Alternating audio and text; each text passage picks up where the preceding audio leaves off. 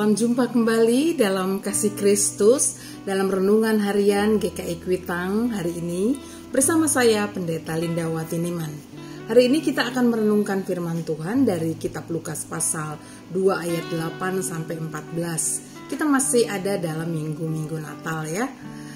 Sebelum kita membaca Alkitab dan merenungkannya, mari kita berdoa terlebih dahulu.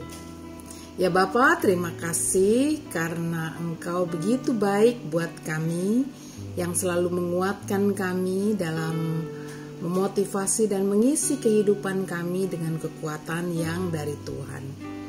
Kami mohon Tuhan anugerah-Mu supaya kami dapat menerima firman Tuhan dengan kekuatan yang dari Tuhan sendiri.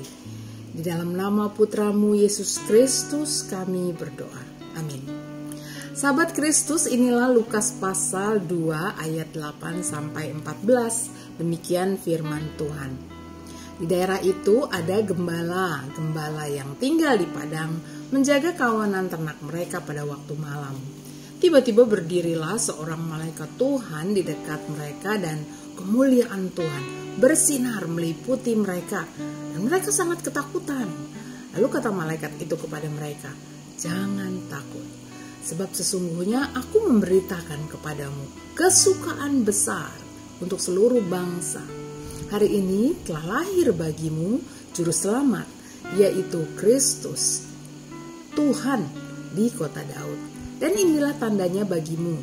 Kamu akan menjumpai seorang bayi dibungkus dengan lampin dan terbaring di dalam palungan. Dan tiba-tiba tampaklah bersama-sama dengan malaikat itu sejumlah besar bala tentara sorga yang memuji Allah, katanya, kemuliaan bagi Allah di tempat yang maha tinggi dan damai sejahtera di bumi di antara manusia yang berkenan kepadanya.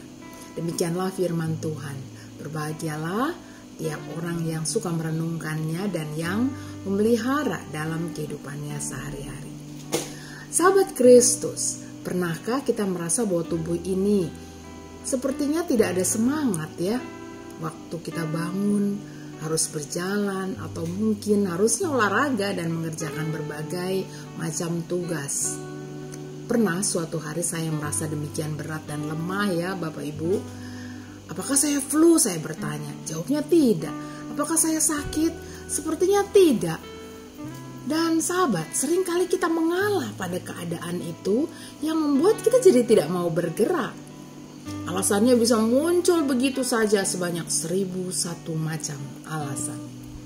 Jika memang Anda sakit, maka baiknya segera periksa diri ke dokter ya. Namun jika tidak ditemukan sakit, maka kita butuh menemukan semangat yang membuat kita bangun ya. Nah, apakah yang sering kali atau dapat membuat kita tidak bersemangat? Carilah alasannya. Dan seringkali alasannya dapat saja karena kita tak cukup memandang diri sendiri sebagai sosok yang berharga. Sehingga diri dikuasai oleh penyesalan. Memang dalam batas tertentu penyesalan dapat mengubah kita untuk memiliki tenaga positif atau semangat. Pemandangan diri demikian sering menyedot energi ya, pemandangan diri yang membuat kita tidak bersemangat itu. Membuat kita kehilangan energi, tidak bertenaga dan tidak bersemangat. Nah sahabat, hal di atas itu bisa saja terjadi karena sekali lagi mungkin ada gambar buruk yang terekam atau terdapat dalam diri kita sendiri yang bisa saja ditancapkan oleh orang lain pada diri Anda. Atau bisa juga karena pengalaman pahit masa lampau. Lalu Anda sendirilah yang mengembangkan pandangan buruk terhadap diri sendiri. Jika demikian maka Anda membutuhkan sentuhan yang membuat Anda menyadari bahwa setiap orang juga termasuk Anda dan saya adalah sebenarnya berharga di mata Tuhan. Nah, sehubungan dengan itu, lihatlah bagaimana Tuhan Allah menghargai gembala-gembala itu ya. sehingga mereka menjadi golongan kelompok pertama yang mendengar tentang kelahiran Sang Juru Selamat. Mereka adalah orang-orang yang sering direndahkan, dihina, dijadikan sasaran tembak atau pengalihan kesalahan. Jika ada domba yang hilang, mereka biasanya yang terkena persoalan. Walau bisa saja pelaku pencurinya adalah orang-orang terdekat di sekitar orang-orang yang dipandang terhormat itu pada waktu itu ya. Entah itu anak kah, teman kah, kerabat dari sang pemilik domba. Para gembala karena mereka hanya orang rendahan, para buruh upahan, tak boleh memiliki suara atau protes ataupun menolak. Para gembala biasanya hanya menangis ataupun bersedih. Walaupun tidak menangis ya, meratapi nasibnya. Sementara para sok terhormat itu selalu tak punya hati, yang seringkali hanya memerintah dan menyalahkan melulu. Namun seringkali lagi diingatkan bahwa justru kepada para gembala yang penderitaannya sedemikian itu, Tuhan mendatangi mereka dengan membawa kabar sukacita dan pengharapan yang besar itu. Kisah ini mau menyingkapkan bahwa sungguh kasih dan kebijaksanaan Tuhan itu tak terduga dan bahkan melampaui pemahaman manusia. Jadi sahabat semua, Bapak Ibu, para muda dan para anak, jika engkau merasa tak berdaya dan tak berharga, maka ingatlah, masih ada Tuhan Allahmu yang sangat mengasihimu dan menghargaimu.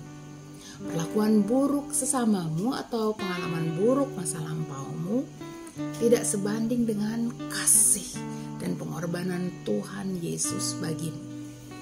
Jika engkau mendapati diri seperti para gembala itu, yang dengan setia dan tekun melakukan panggilanmu, namun mengalami ketidakberdayaan, maka ingatlah, Tuhan Allah kita mengasihimu sehingga engkau dapat mengenal bahwa Tuhan Allah pun telah menghampirimu dan memberikan anugerah keselamatan bagimu.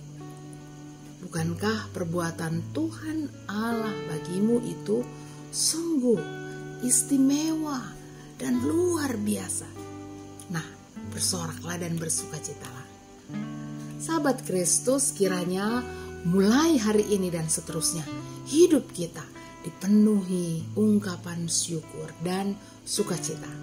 Kita bergairah, bersemangat, karena kasih Tuhan Allah kepada kita yang demikian besar dan tidak putus-putusnya. Kiranya kita juga dipakai Tuhan untuk menyalurkan kasih kebaikan Tuhan setiap hari, bertambah lebih besar lagi. Kiranya kita selalu memuliakan Tuhan dan Tuhan dimuliakan melalui hidup kita. Betapa indah dan besar dan mulia Tuhan Allah kita. Amin. Mari kita berdoa.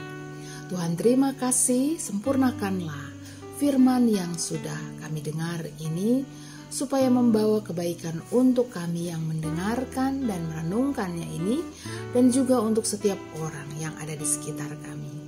Di dalam nama Putramu Yesus Kristus, dalam pekerjaan Roh Kudus-Mu, kami berdoa. Amin.